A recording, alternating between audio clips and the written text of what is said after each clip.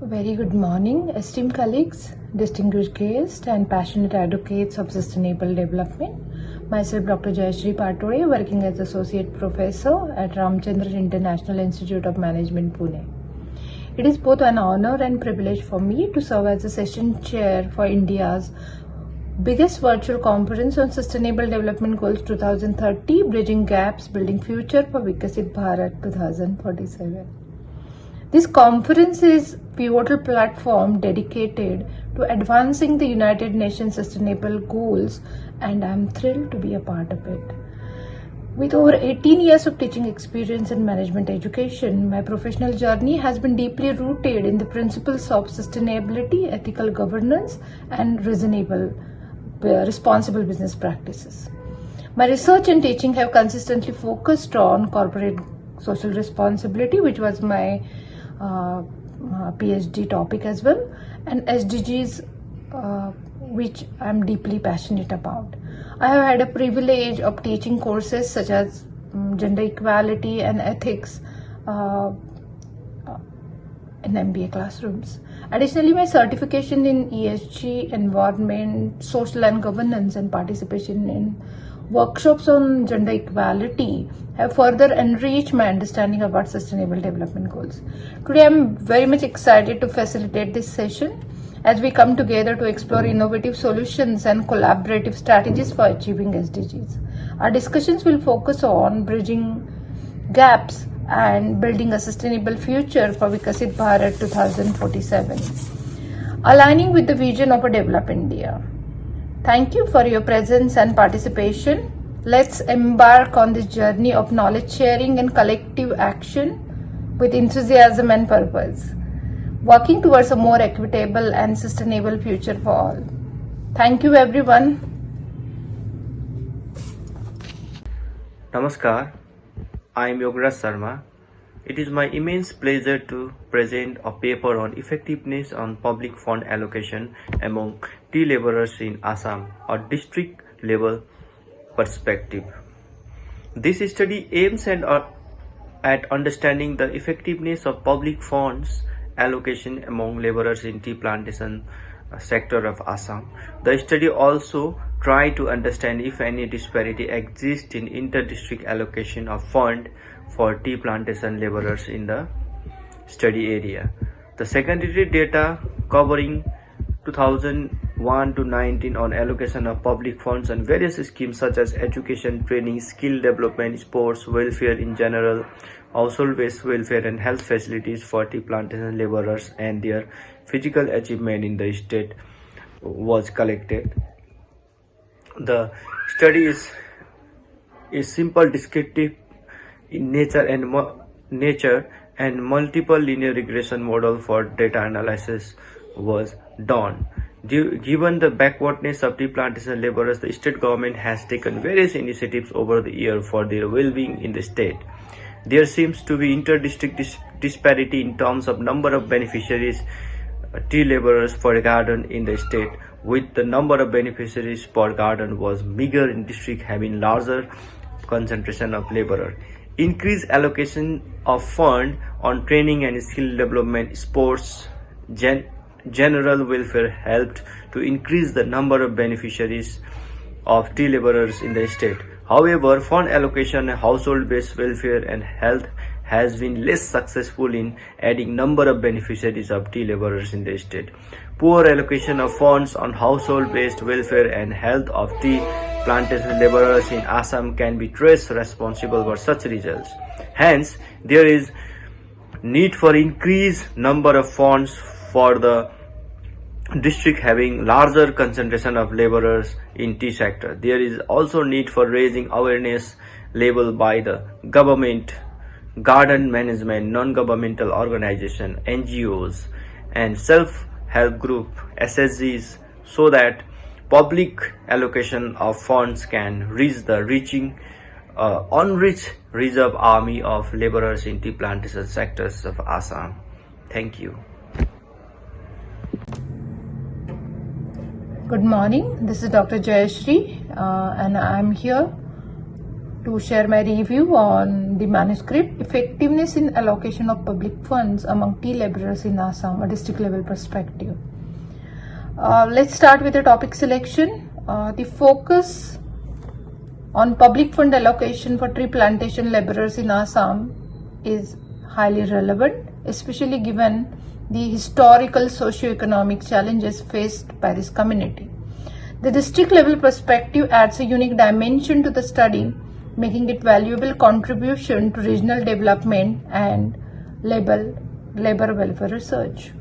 Moving on to the review of literature, I feel this section could be expanded. While the context is well established, incorporating more studies on public fund allocation, disparities in resource distribution, and global perspectives on labor welfare would strengthen the theoretical foundation. This would also help highlight the research gap more effectively. Regarding the research methodology, the approach of a researcher is sound. The use of secondary data from credible sources like the Directorate for Welfare of Tea and XT Garden Tribes and Tea Board of India ensures reliability. The application of descriptive statistics and multiple linear regression model is appropriate for analyzing the inter-district disparities. However, it would be helpful to discuss any limitations by using secondary data, such as potential biases in data collection. Now let's talk about the contribution this research made to scientific community. The findings of this research are insightful and actionable. By highlighting inter-district disparities in fund allocation and its impact on tea laborers, the researcher provided valuable recommendations for policymakers and non-governmental organizations. The emphasis on targeted fund allocations and awareness campaigns is particularly noteworthy. Overall, the manuscript addresses a critical issue with a clear methodology and provides meaningful insights. With some revisions such as expanding the literature review and discussing methodological limitations, this study has a potential to make an even greater impact. Thank you for your important work, Dr. Sharma, and I look forward to seeing this research contribute to the welfare of tree plantation laborers in Assam and beyond. That's all about my review. Best of luck with your revision, and I hope this feedback is helpful. Keep up the great work. Thank you. Hello, my name is Dr. Nitesh Raj, and I am the Assistant Professor in University Department of Economics, Ranchi University, Ranchi. And the topic of today's presentation is that access to higher education and the shift towards skill development, that is a critical analysis of government policy in relation to the Indian knowledge systems. So this paper examines the claim that the central government is making access to higher education more challenging by encouraging universities to become self-reliant. So the shift towards reduced public fundings and rising tuition fees risk rendering higher education unaffordable, so especially for students from middle and lower income backgrounds. So as a result, youth are increasingly being directed towards skill development programs and entrepreneurship initiatives such as Startup India as alternatives to formal education. So this paper further explores the broader economic implications of restricted access to education, including declining consumer demand, growing students' debt burdens, and the urgent need for effective government interventions. So additionally, it analyzed how the Indian knowledge systems can complement both higher education and skill development. So fostering a balanced approach that integrates traditional wisdom with modern economic needs. So I have started this with the help of this paper with the help of this introduction part, that is, higher education has long been viewed as a pathway to personal and national development. However, recent government's policy in India appears to restrict access by requiring public institutions such as IITs, IIM, and central universities to reduce their reliance on state funding and manage their own finances.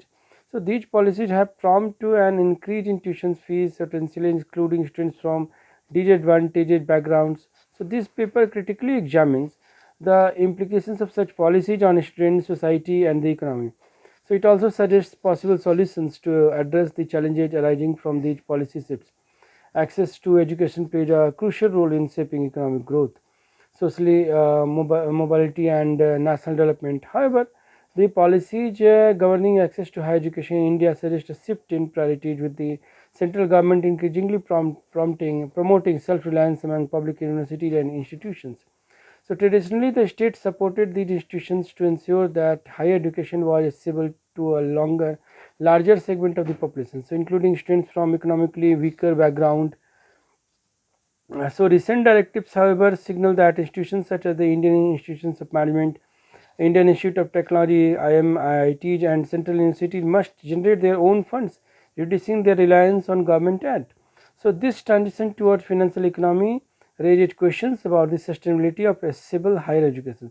So as universities increasing tuition fees to cover operational costs, the affordability of education becomes a major concern. So currently, public institutions offer public institutions offer programs at highly subsidized rates, but future increases could render education unaffordable for students from middle and lower income groups.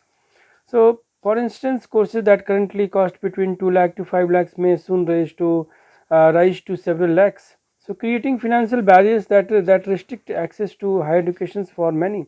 So, the implications of these policies uh, extend beyond education. So, if fewer students can afford higher education, many may instead turn to vocational training and skill development programs. While such programs align with government initiatives like Startup India and can promote entrepreneurship, so they also reflect a shift in how employment and economic growth are envisioned. So, limiting access to education could exacerbate income inequality and reinforce a system where only privileged sections of society uh, benefit from advanced learning and related career opportunities. So, objective of this study is to analyze government policy on higher education accessibility, to assess the impact of reduced government funding on universities, to investigate the consequences of limited higher education access, to explore the link between education cost, income, and social mobility. I have also framed some of the research questions and literature review I have done for this, and research methodology is that the study employed a qualitative research designs to critically analyze the impact of government policy on access to higher education and the shift towards skill development.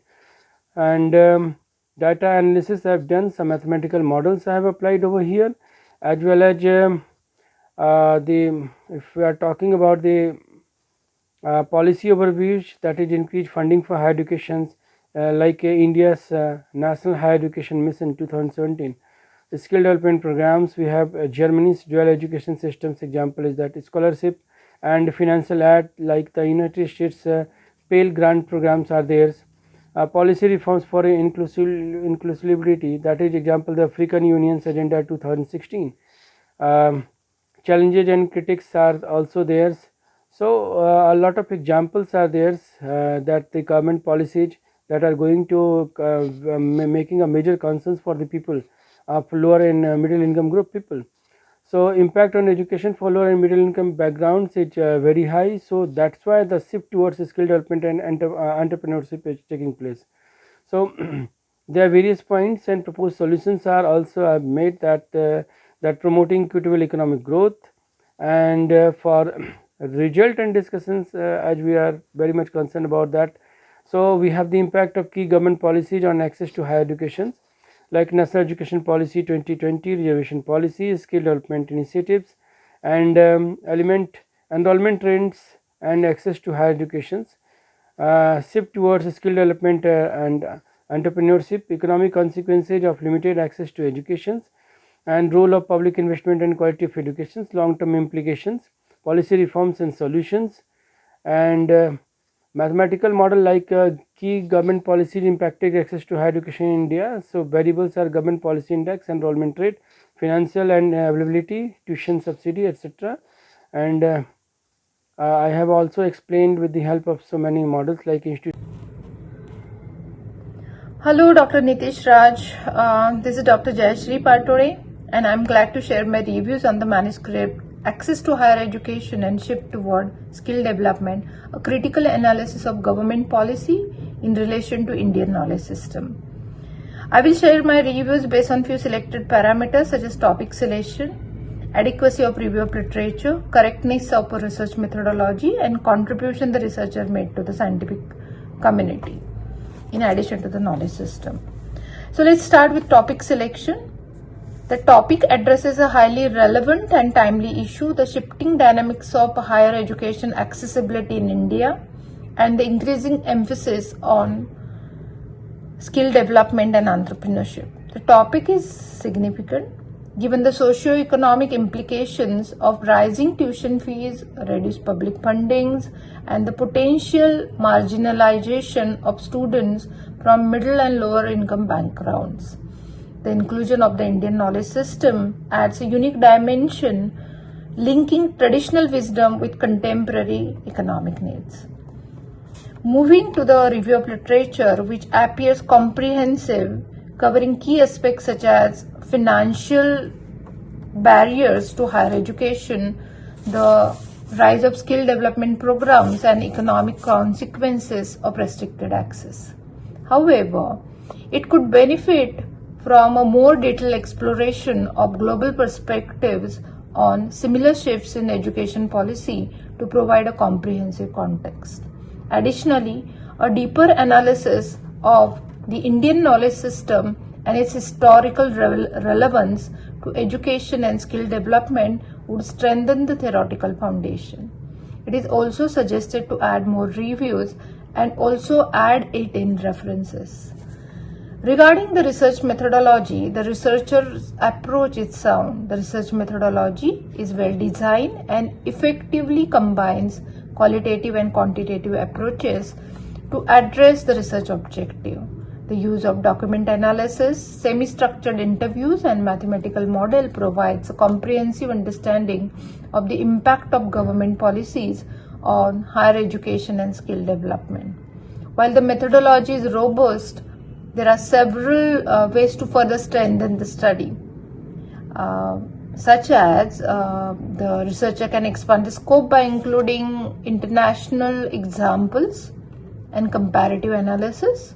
Secondly, the researcher can enhance transparency by providing detailed criteria for document selection, interview guides, and coding frameworks. Further, validation of mathematical model is required or suggested.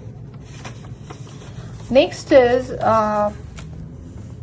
simply increase the sample diversity by including more stakeholders such as industry representative to strengthen the research further. Finally, this is an cross-sectional data. So the researcher can incorporate longitudinal data for analyzing long-term trends, which could help assess the sustained impact of policy over time, providing deeper insights into their effectiveness. So next, talking about the contribution to the scientific community, the manuscript makes a valuable contribution, highlighting the socio-economic consequences of reduced public funding for higher education and the potential over-reliance on skill development programs. The integration of Indian knowledge system offer a new perspective, suggesting a balanced approach that harmonizes traditional knowledge with modern economic demands.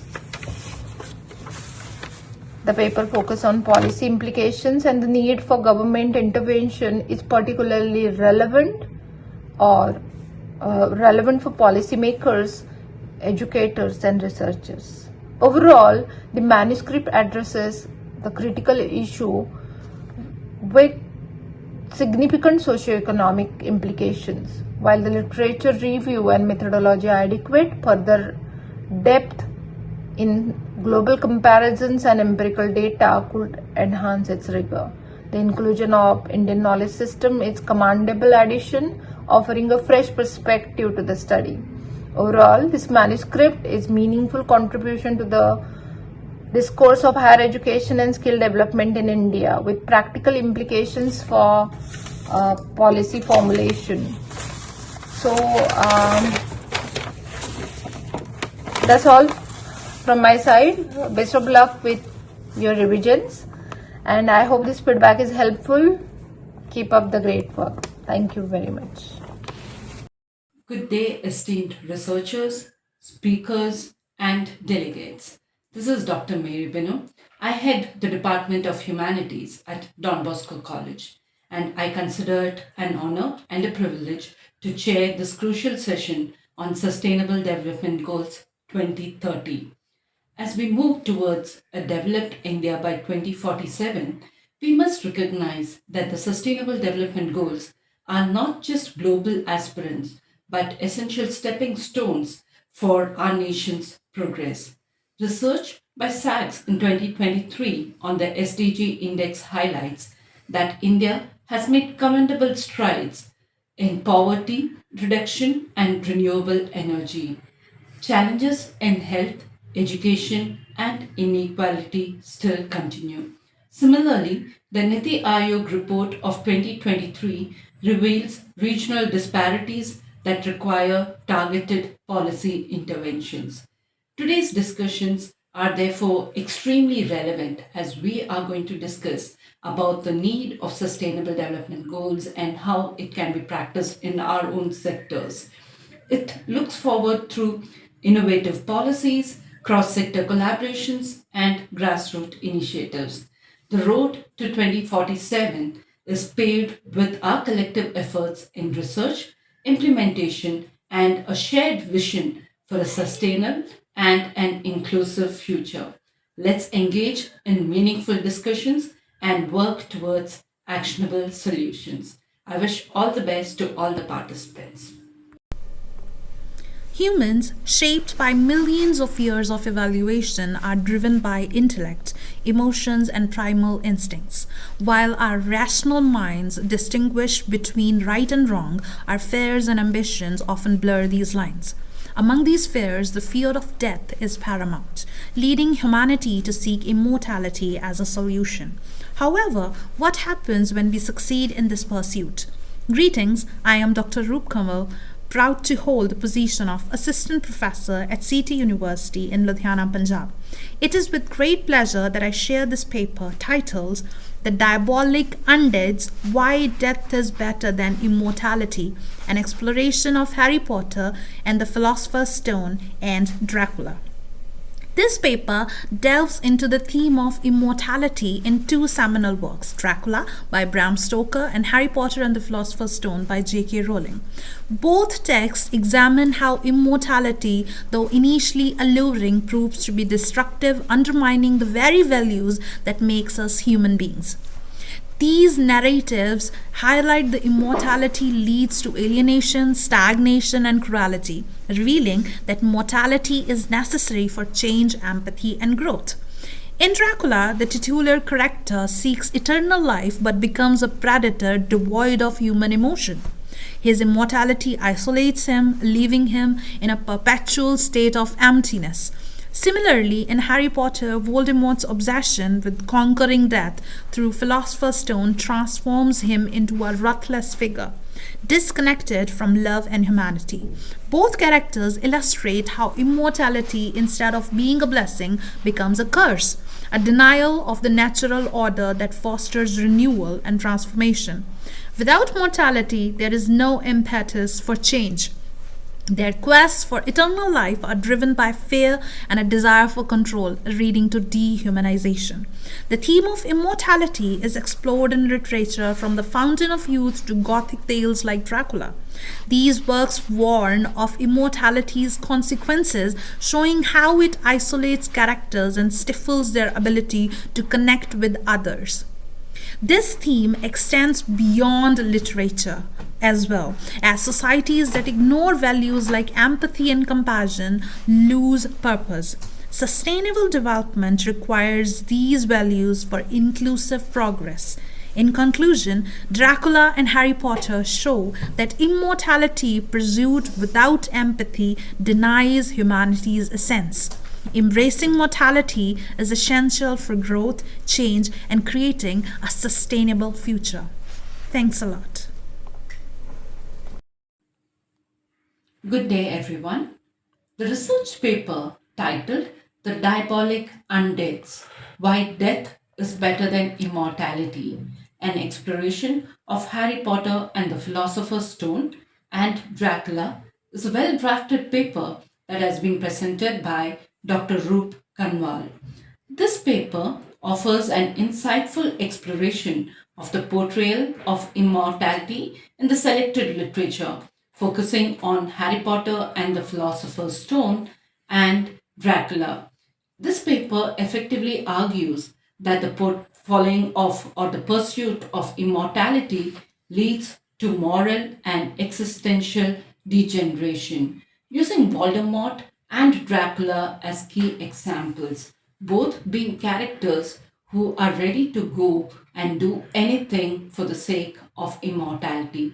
And we see their character degenerating throughout these books. The discussion is enriched by an interdisciplinary approach incorporating mythology, religion, and historical references to highlight the broader implementation and implications of immortality. Additionally, the paper successfully emphasizes the role of human values in fostering societal progress, drawing on examples like women's empowerment to illustrate the necessity of change. The strong introduction, well supported literary analysis, and engaging discussion of myths like the Philosopher's Stone and the Fountain of Youth contribute to the paper's overall impact. Immortality has been an idea that we see in literature across the globe, and this paper has taken this great topic because it has been a topic that has been part of the human existence itself. From time immortality, the need for being immortal or to fight death has kept us going. And taking references of two great books, the author has very clearly tried to identify this genre. This paper could benefit from a clearer thesis statement in both the introduction and the conclusion, as that would help enhance the structural coherence. As a future study in this area, there could be an introduction of a counter argument, such as the alternate possibility or the alternate portrayals of immortality in literature. This would also add depth to such research because there could be a counter argument and we could see a comparative study. Overall, the paper presents a compelling and thought provoking discussion on the dangers of immortality. It would be a paper that would greatly benefit the inclusion of literature review. And this paper very nicely portrays the idea of immortality and its dangers. So I'm sure all those who have listened to this paper and have been thinking about it or read the books like Harry Potter would have enjoyed this discussion. Thank you and all the best. Hello, I'm Dr. Jaya, Assistant Professor, Department of English, Sri Krishna Arts and Science College, Coimbatore, Tamil Nadu. Today, I'm excited to present my research on enhancing employability through English proficiency in Tamil Nadu, addressing unemployment challenges for Viksit Bharat at 2047. This study aims to explore the pivotal role of English language skills in improving workforce employability in urban and rural Tamil Nadu, while also aligning with the Sustainable Development Goals 2030 and India's vision for Viksit Bharat at 2047. In India, the unemployment challenge is particularly evident in rural and underserved urban communities where limited access to quality education and lack of English language proficiency restrict opportunities for higher paying jobs and career advancement. By investigating how English language proficiency can bridge these gaps, this research contributes to the larger conversation about inclusive growth and sustainable development. The primary aim of my study was to understand how English language training influences employability, particularly in the context of Tamil Nadu. I used a mixed methods approach, combining quantitative surveys and qualitative focus group discussions to capture a comprehensive picture of the impact of English proficiency on career outcomes. The study involved participants from both urban and rural communities, all of whom had participated in structured English language training programs. Through this approach, the study aimed to answer to two critical questions. How does English language proficiency impact an individual's employment status and income level? What barriers do individuals face in accessing English education, and how can these barriers be overcome? The results of the findings were quite revealing. First, a key finding was the significant impact of English language training on participants' employment outcomes. Those who completed the training saw substantial improvements in their job status. Many transitioned from unemployed or underemployed to full-time employment. Second, the study highlighted the positive correlation between English proficiency and higher salaries. Participants who became proficient in English were able to secure better paying positions, particularly in industries like IT, customer service, and business outsourcing, where communication in English is often a requirement. Moreover, despite several barriers such as lack of resources and low motivation in some cases, focus group discussions revealed that many participants understood the importance of English language proficiency as a gateway to career advancement and thus personal and professional employment. Implications for policy. The findings points to the urgent need to integrate English language training into national skill development programs, particularly in rural and undeserved urban areas.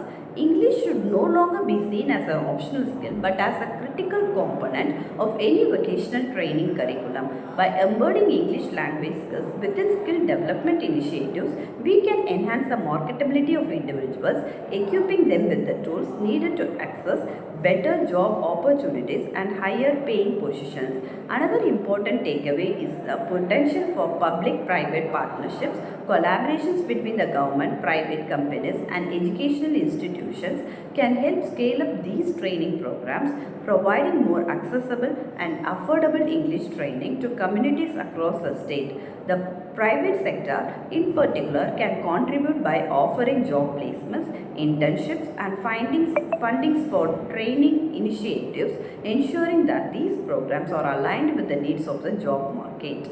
To conclude, this study reinforces the idea that English proficiency is a powerful tool in addressing unemployment and socioeconomic inequality. By improving access to English training and integrating it into skill development programs, we can empower individuals, boost employability, and ultimately contribute to achieving the Sustainable Development Goals for 2030.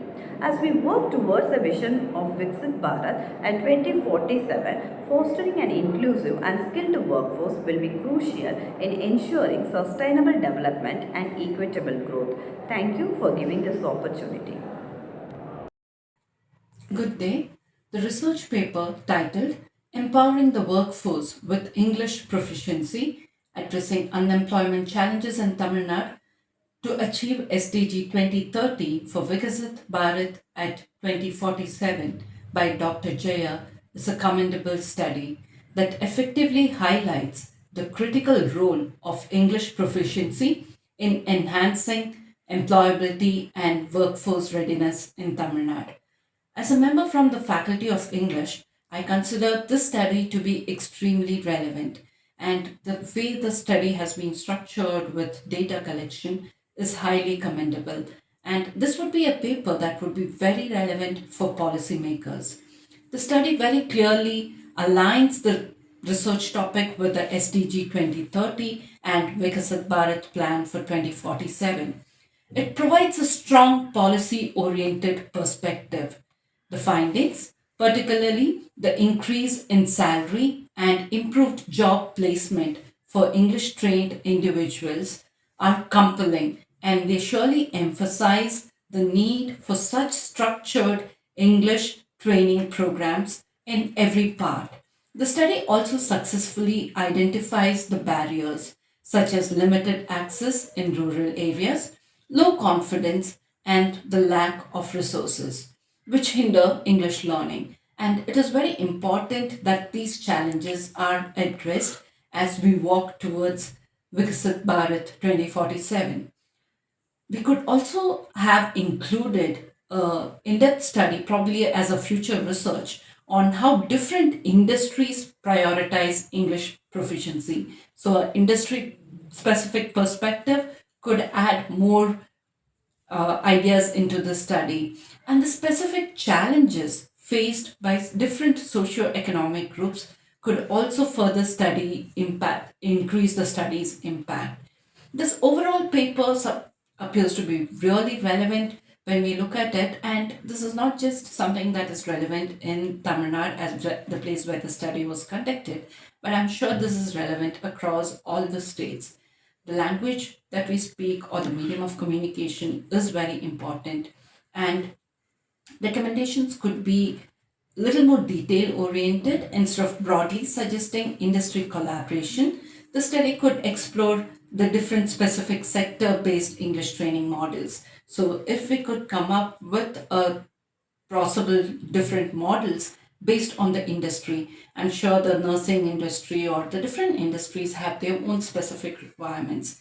The fact that language training, English language proficiency, will boost the career, will help solve unemployment is a great advantage. But if we could also go to the next level of creating models, I'm sure that is of scope for future research. And this paper surely opens the way for many people to take up research in such aspects where they can identify specific models.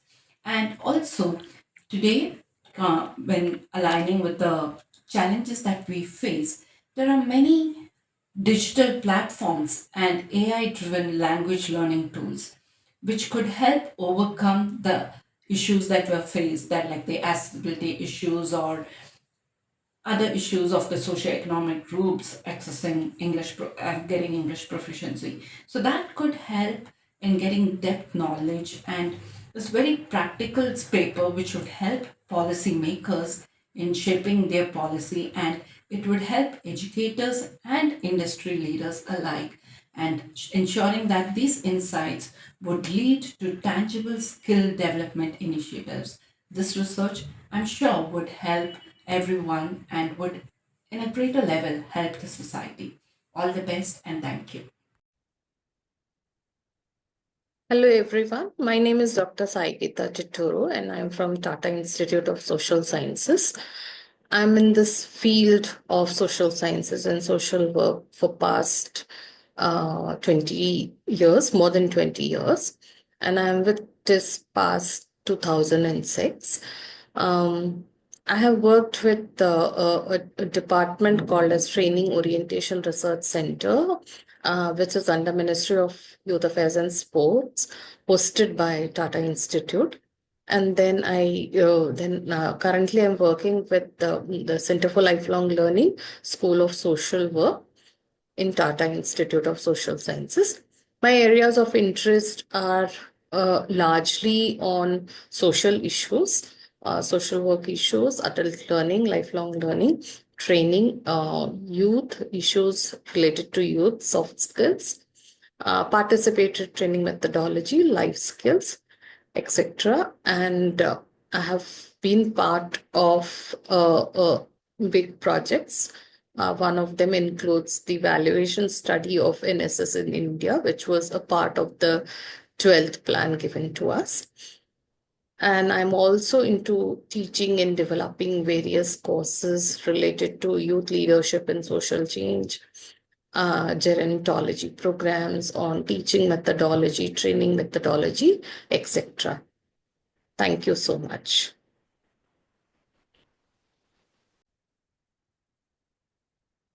Hello everyone, I'm Anupama T. I'm a PhD Linguistics and Phonetics Research Scholar at the English and Foreign Languages University, Hyderabad.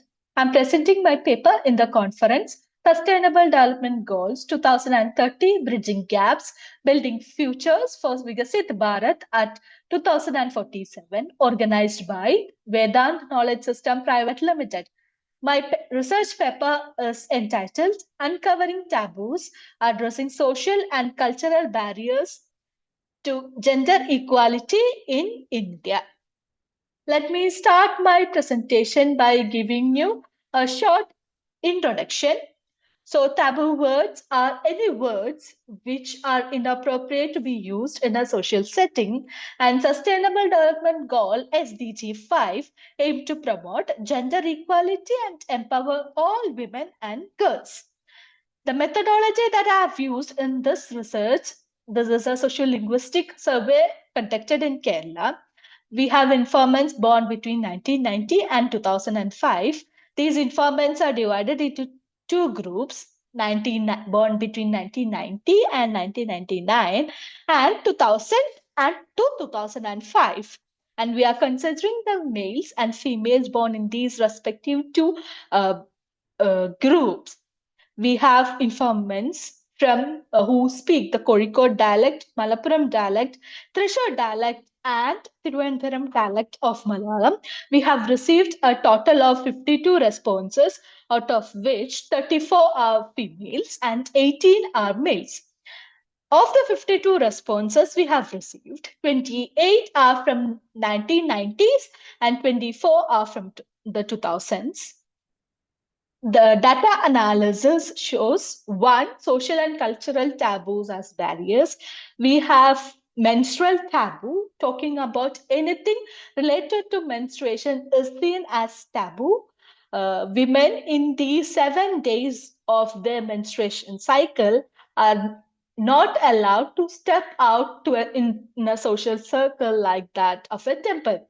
There are taboos around female body and sexuality. These are used to objectify a female's body and make them question themselves. Female expressing social injustice and voicing feminism are mocked. LGBTQ plus individuals are sneered at. Then we have linguistic taboos. Languages reinforces stereotypes with gendered slurs targeting women, challenging social norms. Examples are terms like Vedi, which means firecracker, stigmatize outspoken women, linking them to promiscuity.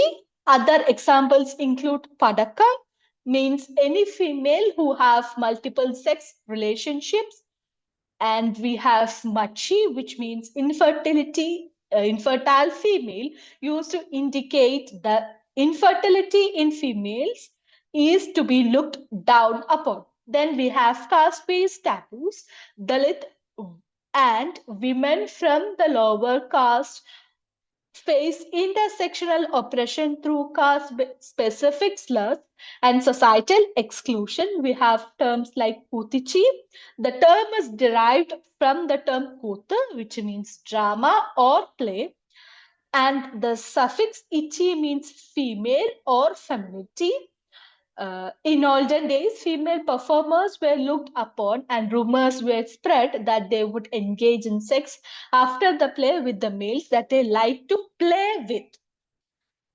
And we have terms like Tevadichi, which has its origin from the caste Tevadiyal, where Tevar means God and Adiyal means slave, which means the god's slave. They were originally a community consisting of both females and males, selected to be God's slave, giving them respect and respect equal to the priest in the temple. As time went by, the slaves became females doing services to God as a slave or servant, thus becoming the term Tevidichi, denoting the females or femininity.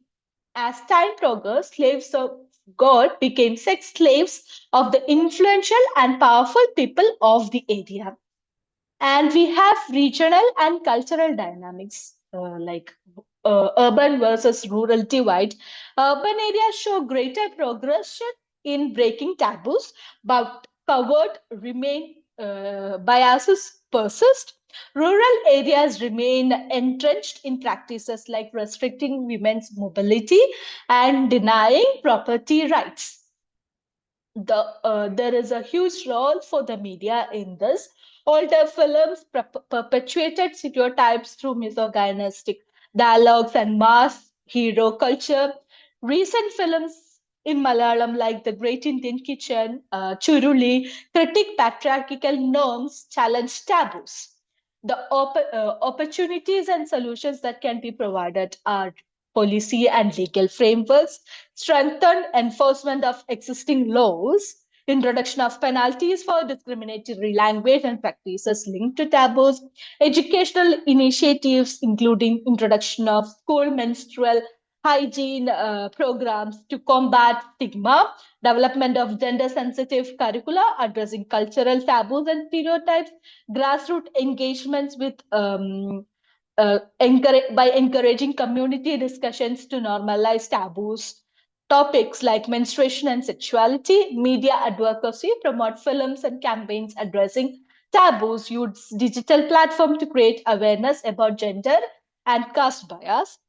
Intersectional approaches address the unique challenges faced by the Dalit women, LGBTQ plus individuals, and other marginalized groups. To conclude, taboos around menstruation, sexuality, and caste significantly hinder progress towards Sustainable Development Goal 5. I conclude my research paper presentation. I thank Vedant Knowledge System Private Limited for giving me this opportunity to present my paper. And thanks to you all for hearing my research. Have a good day.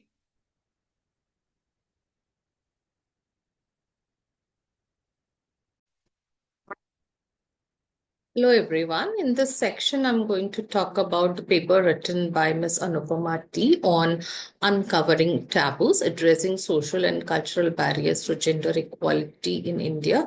Another very significant and interesting paper. So this study investigates issues and proposes practical solutions such as educational changes, legal enforcement, and grassroots community participation. It emphasizes on a comprehensive strategy which is needed to improve gender equality in India by tackling intersectional disadvantaged situations such as caste, class, religion, variance, etc. The researcher has collected this data through survey method, and it was circulated amongst various social media platforms amongst the youth adults of Kerala. So it is basically a socio-linguistic survey which has analyzed the attitudes of Keralite adults born between 1920 to 2005. So it captures youth voices basically. I would suggest some suggestions to enhance the academic rigor and impact of the study, which includes one is to expand the literature review to bring in more Indian and global studies, because there are a lot of studies on gender equality. Also, one could look at increasing the sample size so that you can apply statistical methods for better data reliability. Also, one could look at a detailed socio-political analysis of language and taboos. That is the core of this paper. One could also look at media and digital influences and how does this impact the whole understanding of taboos in our country. Also, if one could address the ethical considerations and research limitations to make it more explicit. So these are some of the suggestions that I have to make the paper more stronger and have that academic rigor, because it has some actionable insights for social change. Thank you so much. Title of the research paper: Agrotourism as a Catalyst for Rural Development, a comprehensive analysis of trends, benefits, and challenges from 2018 to 2024. Name of research scholar and author, Rinkesh G Mahida. Name of institute, Monarch University. As you all discover, agrotourism has become one of the essential tools for rural people's economic growth and an effective way to support cultural and achieve sustainable development. This paper provides a systematic review of 19 research papers published in the last 5 years, 2018 to 2024. The study found that agrotourism is fairly the newest area of research interest of most researchers, highlighting there is a gratitude increase in the number of publications every year, with a peak in the year 2023 where a significant number of 31.6 percentage papers were published. Based on the previous literature, the role of agrotourism break into the following categories: the impact of improved quality of existing rural income, employment generation, and lastly, the impact on promoting sustainable agriculture practices. Example of India, Indonesia, Thailand, and Sri Lanka show how agriculture tourism smooth the rural-urban divides where farmers are looking tourism to earn extra bucks without compromising the authenticity of environment. Keywords: agrotourism, rural development, sustainable tourism, economic diversification, and community engagement. Objective: the analyze the economic impact of agrotourism on rural development.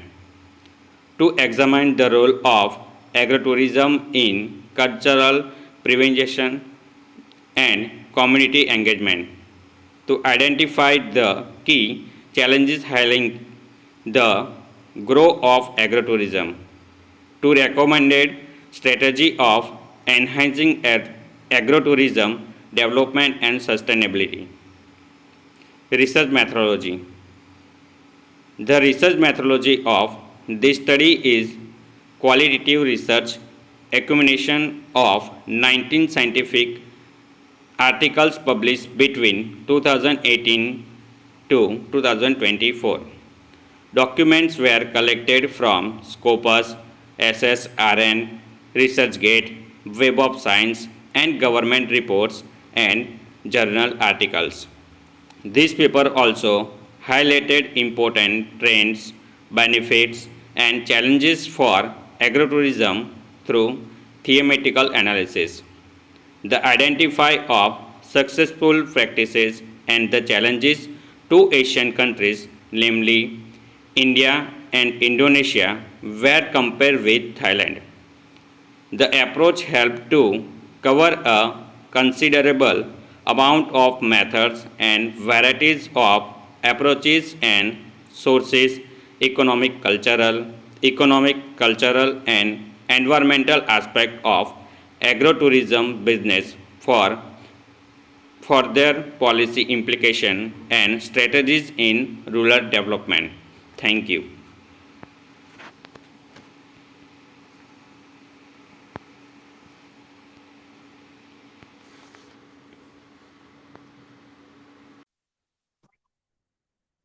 Hello, everyone. In this section, I'm going to talk about the paper written by Rinkeshkumar G on agrotourism as a catalyst for rural development, a comprehensive analysis of trends, benefits, and challenges from 2018 to 2024. Another interesting paper. A paper which analyzes the development of agro-tourism from the years 2018 to 24. So the focus is largely on the important trends, the advantages, disadvantages, also looking at successful examples from different areas of the world. So the researcher has used a qualitative research methodology and has accumulated or looked at, the trends and patterns of around 19 scientific articles published in international journals between 2018 to 2019 to 2024. The paper has very clear research objectives, which focuses on economic impact, cultural preservation. It talks about key challenges and sustainability strategies. He has also mentioned a very robust methodology, as I have already explained. So the database that he has used is largely Scoopers, SSRN, ResearchGate, Web of Science, etc., which ensures credible data.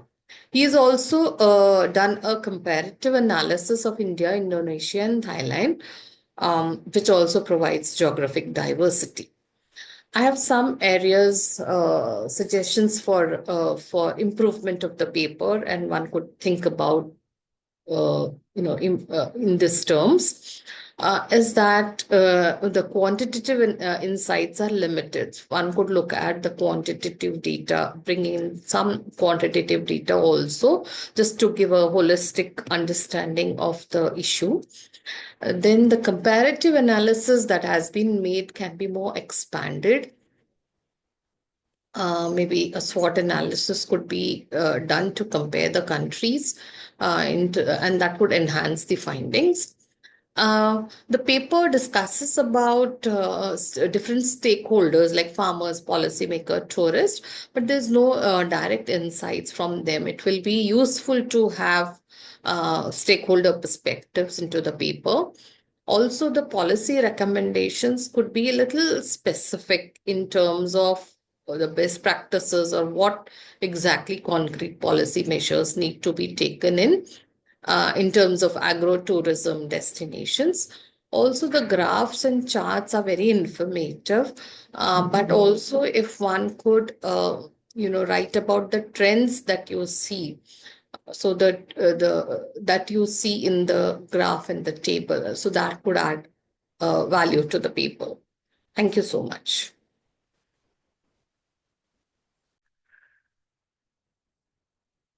Hello, everyone. This is me, Sara Mir from Srinagar, Kashmir, and I'm a research scholar. And I'm honored to be a part of India's biggest virtual conference that is seamlessly organized by Vedant Knowledge Systems. They have done a flawless job by taking it upon themselves to gather different ideas from across the world and achieve to be a global knowledge society.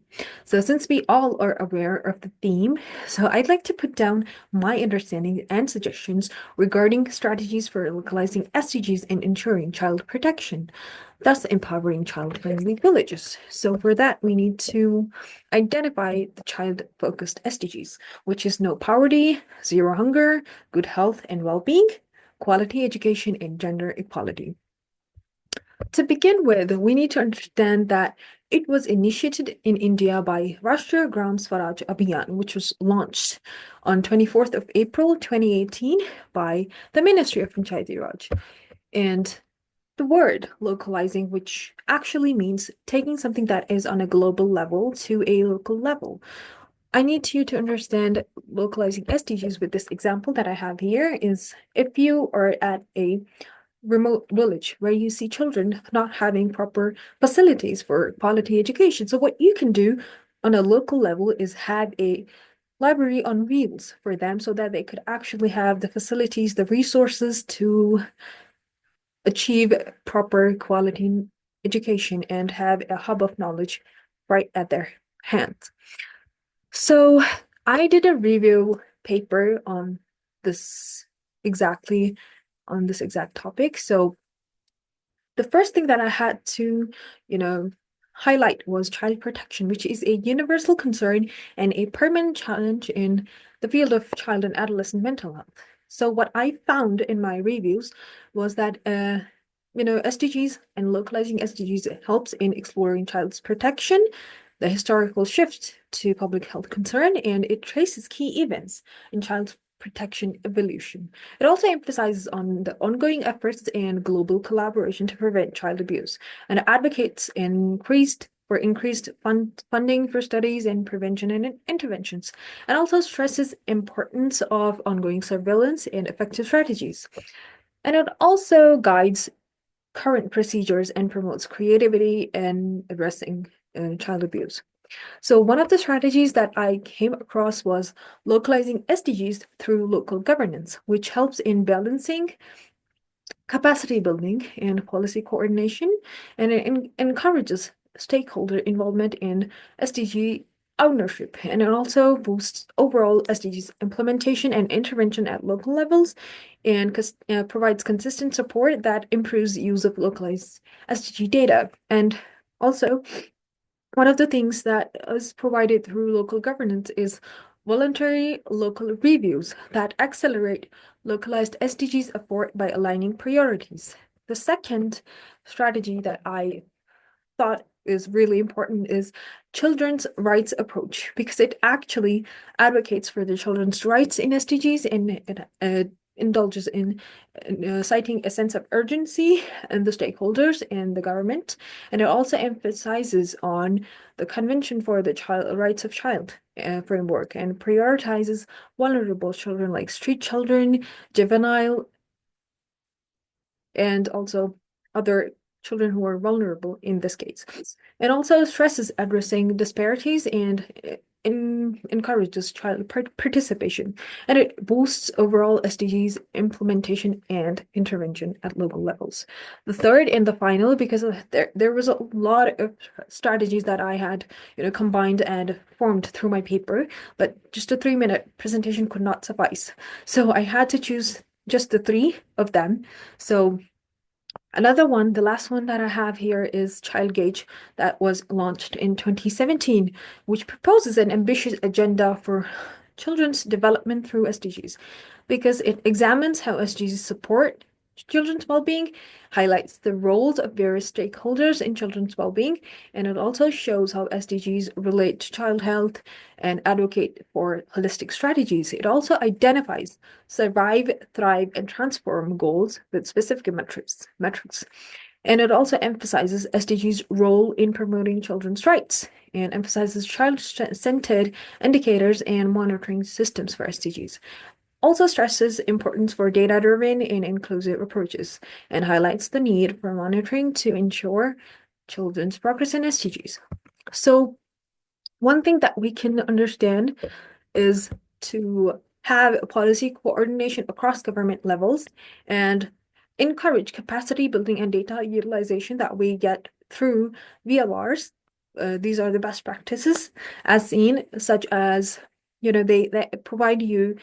It's actually a process that the regional government and the local government do it combined, and get the data of the whole progress of SDGs implementation and the agenda of 2030, and also have child-focused approaches and community participation. I hope I did not waste any of your time, and I'd like to thank you all for having me here, and I'd like to thank you Vedant Knowledge System. I'd like to thank them for having me as a participant here. It's an honor to be a part of such a big virtual conference, and yeah, thank you all for having me.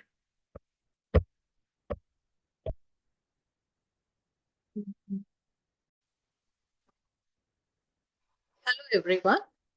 In this video presentation, I'm going to talk about the paper on empowering child-friendly villages, strategies for localizing SDGs and ensuring child protection by Sara Aijaz.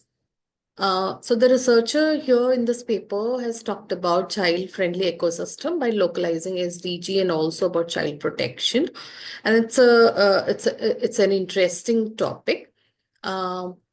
She has also provided a very comprehensive literature review of various studies, reports, case studies, giving a well-rounded perspective on SDG localization and child protection. She's also brought in insights from global frameworks like that of the UNDP, UNICEF, and things like that. However, I have some suggestions to make so that she can strengthen her paper. Maybe some sections and some studies have some repeat or similar ideas which could be looked at. So it could be a consolidated overarching themes. Some analysis of policy gaps and challenges will beautify the paper. Also, deeper sections on intersectionality, say, for example, poverty, disability, if that could be brought in, and also some recommendations, strong recommendations, which the researcher thinks that has emerged from her understanding of the paper, understanding of the research and the paper that she has worked on. Thank you so much.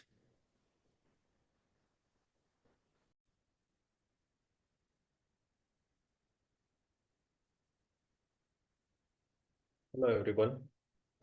I've written a paper on the topic is amalgamation of sustainable tourism development with Industry 5.0, where I'm trying to explore how the Industry 5.0 technologies can transform tourism into a more sustainable, inclusive, and eco-conscious industry. So for this thing, the key concepts would be Industry 5.0, which is a human-centric innovation approach, emphasizing sustainability through technologies like AI, IoT, blockchain, robotics, and virtual reality or augmented reality. Apart from that, sustainable tourism will also be there, which balances economic, social, and environmental dimensions to minimize harmful impacts while maximizing the long-term benefits. So how the technology is contributing for this thing. So let's take the examples, which is first is artificial intelligence or AI and IoT, which is Internet of Technology. So the first one is it optimizes resource allocation like water, energy, and monitors ecosystems in real time. So for example, smart resorts are using IoT-enabled sensors to manage their energy consumption, which is a good practice, or we can say which is a helpful practice for the resorts where they are located. Second one would be blockchain. So it ensures ethical supply chains and transparent sourcing of local goods, which is a very basic and a very necessary step for all the resorts or the hotels which are there. Say, for example, blockchain, which is used by Sikkim Tourism, tracks eco-friendly products. So this helps them maintaining the eco-friendliness and apart from that, affecting the environment. So the augmented reality or the virtual reality enables virtual tours to reduce physical strain on the sensitive ecosystems.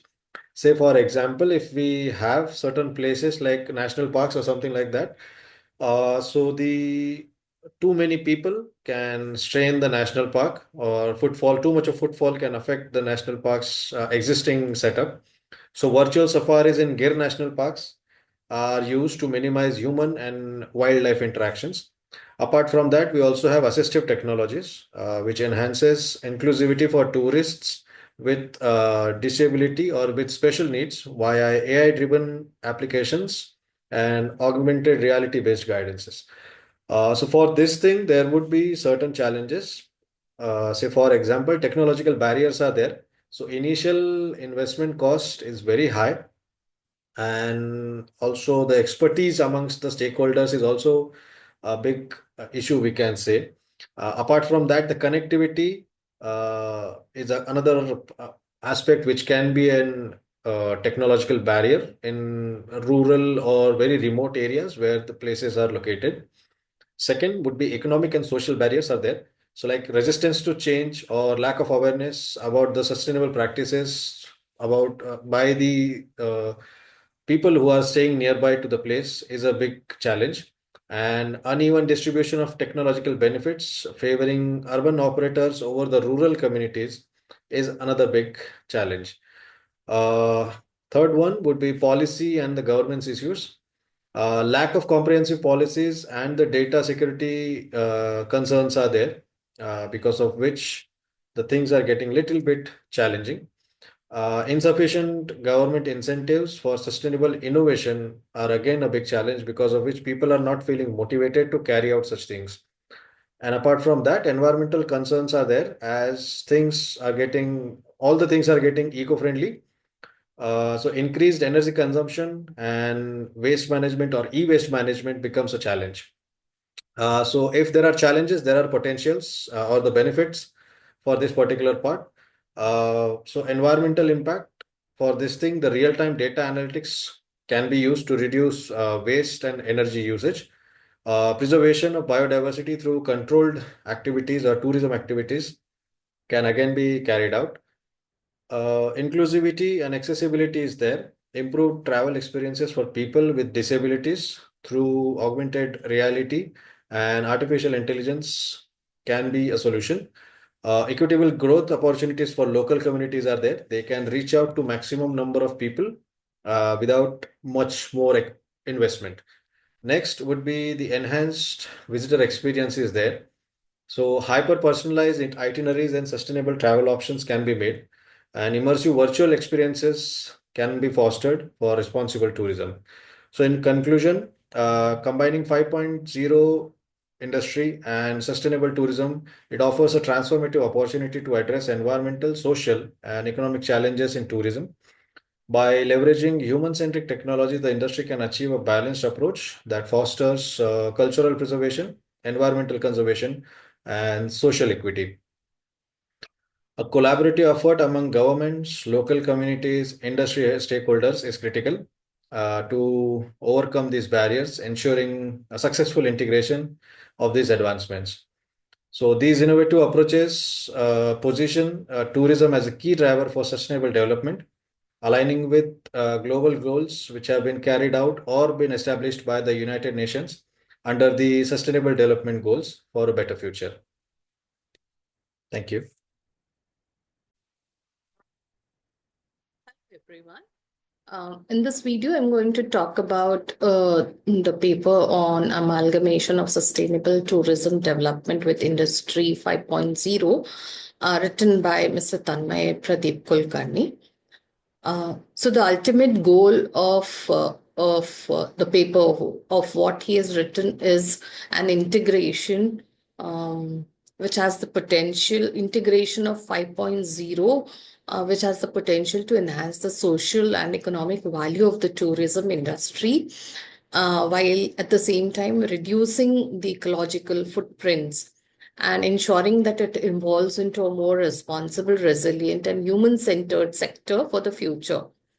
So it dwells into the method of the implementation of Industry 5.0 technologies as tools for implementing and bringing good change within the tourism hospitality industry, keeping sustainable tourism into or as the central core.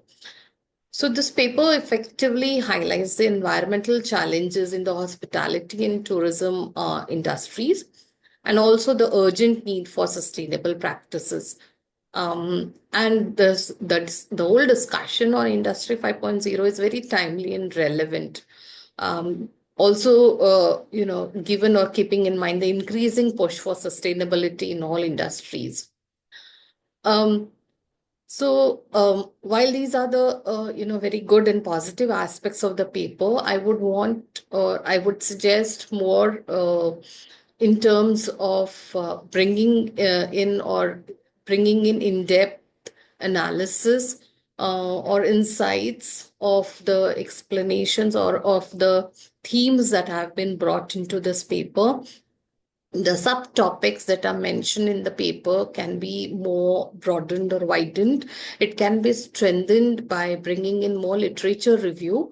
And also the literature review that is presented could be rationalized, or the gaps and trends can be mentioned or written or thought about of the literature review. Also, proper research methodology as to how one has arrived at this whole paper. I think with these suggestions, one can improve the paper. Thank you so much. Greetings. I am Vibhoo Bajpai, visiting faculty and doctoral candidate at Amity University Noida campus. I'm presenting my paper, Public Policy as a Nudger of Cultural Sustainability Amidst Rapid Urbanization, a Case of Delhi NCR, for the conference Sustainable Development Goals 2030, Bridging Gaps, Building Futures for Viksit Bharat 2047. I'd like to begin my presentation by the quote of famous former Secretary General of United Nations, Mr. Ban Ki-moon, who said that urbanization is an unstoppable force, but we must ensure that it is inclusive and sustainable. United Nations in 2018 defined urbanization as the increasing proportion of a country's population living in urban areas due to migration, natural population growth in cities, and the reclassification of rural settlements into urban ones. Recent trends in urbanization, according to United Nations, as of 2025, more than 57% of the global population lives in the urban areas, and this number is expected to rise to around 68% by 2015. On the other side of the presentation of the slide, you can see that there is a comparative data of the Delhi NCR population, which shows recent growth in the urban population, which is dramatic and drastic. This growth of Delhi NCR has been shaped by various factors, including strategic location, administrative significance, and economic opportunities, which has drawn millions of migrants across the country. The impact of this rapid urbanization on culture is exponential. This has led to displacement of indigenous communities, loss of traditional spaces, and diluted local cultural practices. The vernacular architecture that once characterized the cityscape has now been replaced by modern high rises, while festivals and traditional crafts increasingly face commercialization and diminishing participation. These trends highlight a growing disconnect between urban development and cultural preservation. Cultural sustainability can be referred to as the preservation and promotion of a society's unique cultural heritage, traditions, and practices, ensuring their continued relevance and vibrancy within the ever evolving landscape of modern society. As a subset of a broader discourse on sustainable development, cultural sustainability focuses on preserving and promoting cultural heritage while accommodating modernity. It closely aligns with the Sustainable Development Goal 11 of United Nations, which emphasizes on creating cities or urban spaces as inclusive, safe, resilient, and sustainable. The impact of urbanization on culture can be summed up into the following points. A. Urbanization or urban expansion often requires land acquisition, displacing traditional communities. Secondly, demolition of heritage structures to make way for modern buildings often causes harm to architecture. Now, migration to Delhi NCR often introduces diverse cultural influences, but it also leads to homogenization of cultural practices. Fourthly, commercialization of cultural festivals and traditions reduces their authenticity and purpose. Fifth, urban planning of metropolitans like Mumbai and Delhi NCR often prioritizes infrastructure over cultural preservation. Sixth, environmental challenges such as pollution and resource depletion can be worsened by urbanization, which invariably affects the cultural sites. Urbanization reshapes social structures, impacting how cultural practices are sustained. The role of public policy and its connection with cultural sustainability.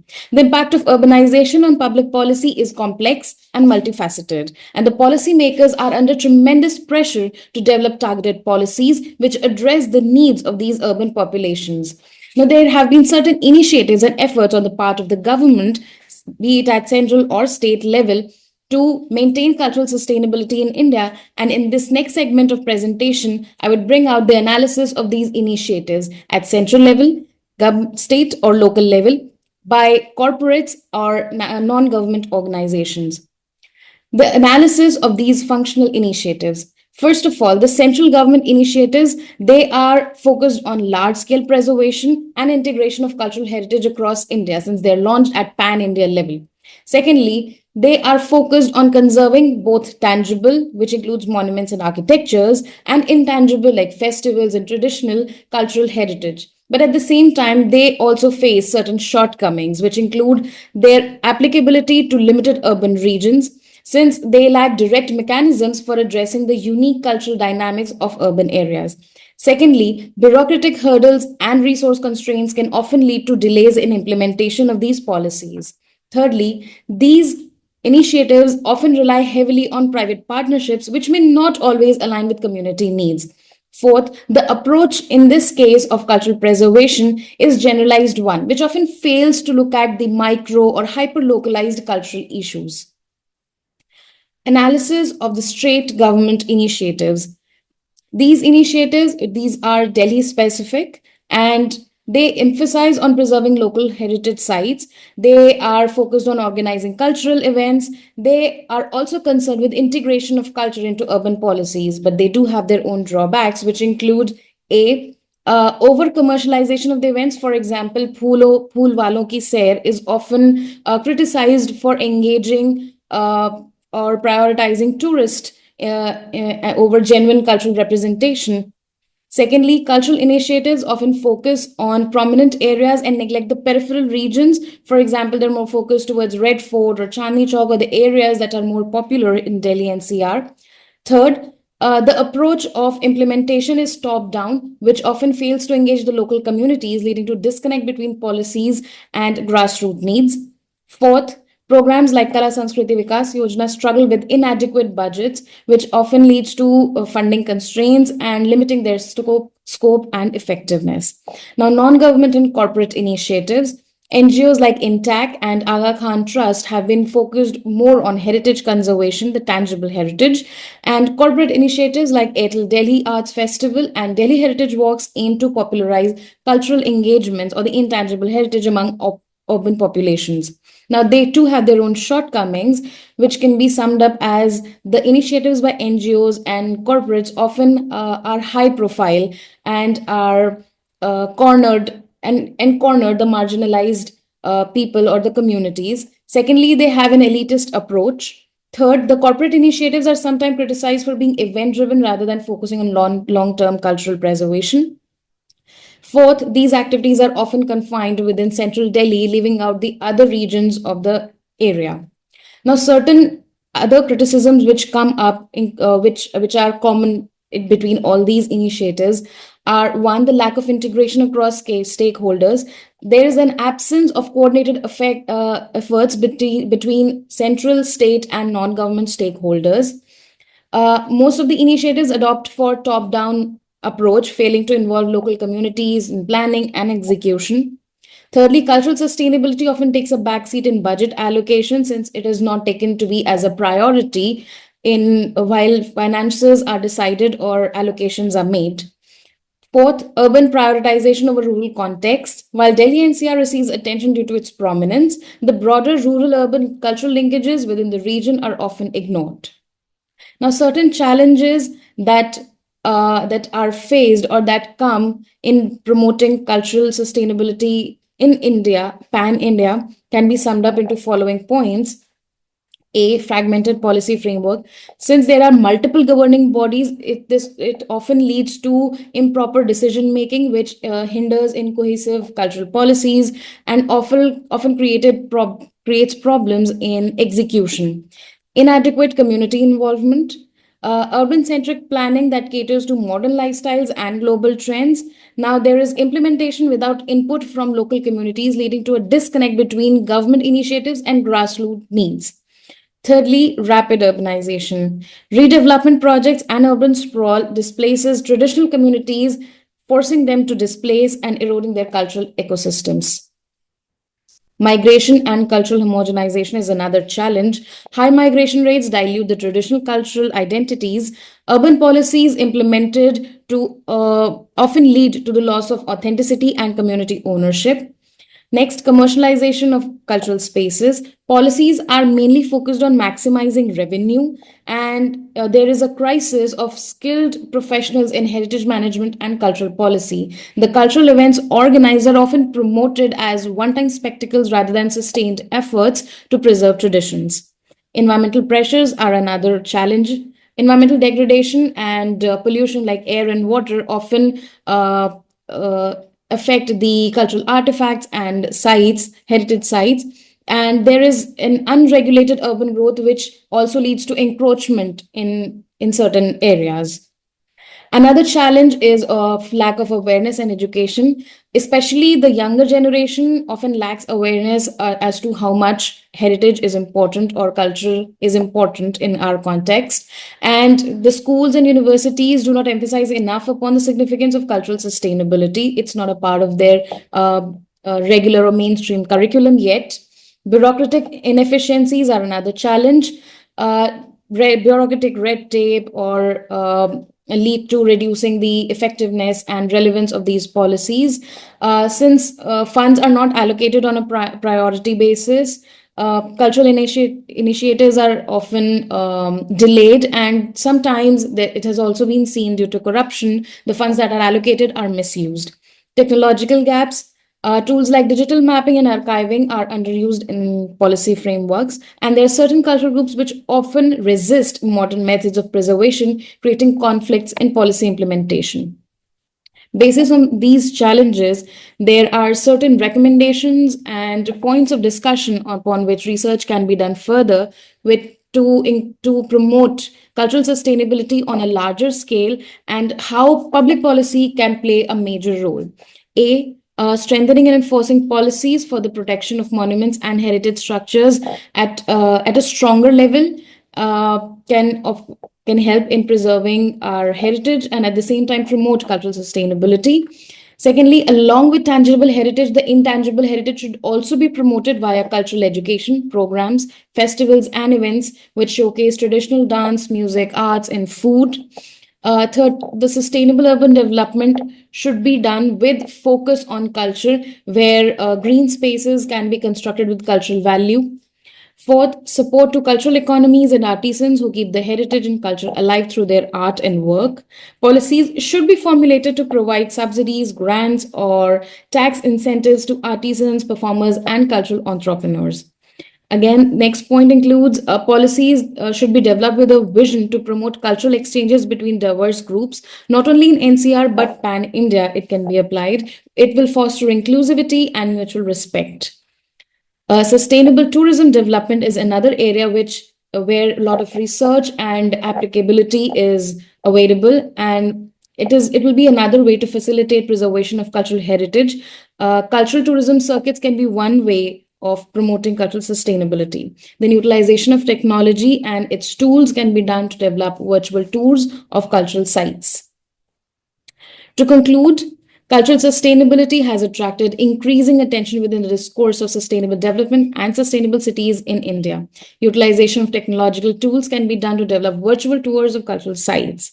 As a symbol of cultural identity, cultural heritage needs to be sustained for future generations as it has greatly contributed to environmental sustainability through conventional knowledge and pragmatism, promoting ecologically sustainable patterns of production and consumption as well as sustainable urban and architectural design solutions. The study underscores the urgent need for culturally inclusive urban policies in Delhi NCR, including the existing challenges and potential solutions to tackle them. By prioritizing cultural sustainability, policymakers can ensure that urban growth does not come at the cost of cultural heritage. The findings call for collaborative efforts between government bodies, cultural organizations, and local communities to create resilient urban spaces that celebrate and preserve their rich cultural tapestry. To conclude, I'd like to go with famous quote by Kofi Annan, who was former UN Secretary General, who said, "Cultural diversity is not a liability. It is an asset indispensable to poverty reduction and the achievement of sustainable development." Thank you. Everyone, and thank you to the conference organizers for having me as chair for 8 paper presentations. I'll go one by one. So the first paper which I have reviewed is on public policy as a nurture of cultural sustainability amidst rapid urbanization. And this paper has been written by Ms. Vibhoo Bajpai. It is a case study of Delhi NCR. And I found this case study to be this paper to be very interesting And the methodology that the researcher has reviewed is of secondary source. So it's a secondary research data which provides a comprehensive analysis of the intersection between urbanization and cultural sustainability, especially of Delhi NCR. So it kind of gives a very balanced perspectives.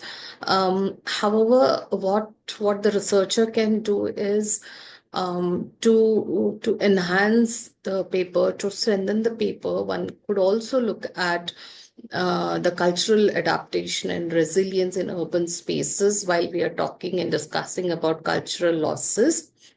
Another suggestion that I would give is to bring in additional quantitative data or case studies or some good practices which could strengthen your argument. The third thing I would suggest the researcher is to draw connection between cultural sustainability and Viksit Bharat. So I think these are the three suggestions for me to improve the paper. But otherwise, the paper has been well conceptualized and well written. Thank you so much.